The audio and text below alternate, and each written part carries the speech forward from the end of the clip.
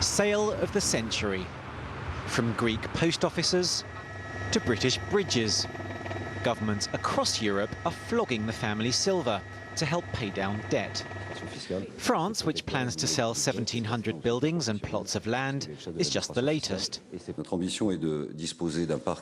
We're adapting our real estate to the needs of the state and its people.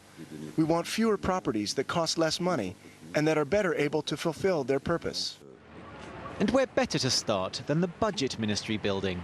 France is staying mum on its hoped-for windfall, but with a deficit equal to 8% of GDP, a national debt worth €23,000 per person, it needs all the money it can get.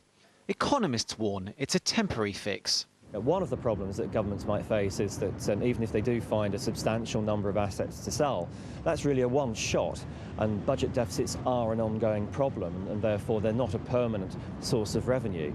When it comes down to the crunch, governments are going to have to ensure that their revenue streams and their expenditure outgoings are sustainable. You cannot rely on asset sales indefinitely. In Greece, where budget cuts caused riots, the state is selling stakes in the post office, railway and water companies. It hopes to raise €3 billion, just over 1% of what it owes. Relying on asset sales exclusively, of course, would be a bridge too far, but they are easier to sell to the electorate than spending cuts and tax rises, which governments are also pushing through. Among the assets the last British government said it planned to sell, this 80-year-old chain of betting shops. It was to join an eclectic array of assets that included the Channel Tunnel rail link, the student loan book and part of a uranium enrichment company. Most of the £16 billion it hoped to raise, though, was set to come from property.